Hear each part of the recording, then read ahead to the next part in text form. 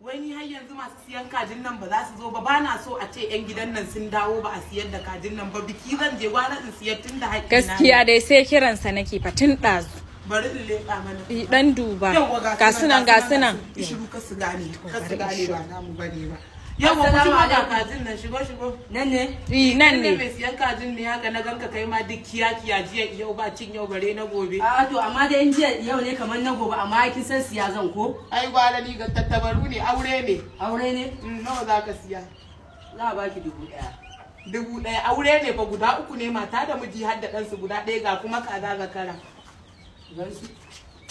a tsaya ya naga kina lalle ka ko ba naki bane kaffa in je fa in sai kayan sata fa nai ma kama da barauniya ka zo har gidan iyaye na ka a kai ki ja mun wahala fa a zo a ɗebe ni fa kai ki ja na gaya maka nawa ne ka siya in zaka siya ka bani kuɗi yanzu tsakani da Allah nawa zaka siya biki zan je ba ni da kuɗi a jikina na matsi in a ce in ka matsi ka matsi kayan ka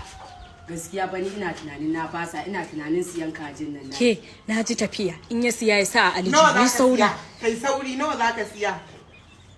ga 2000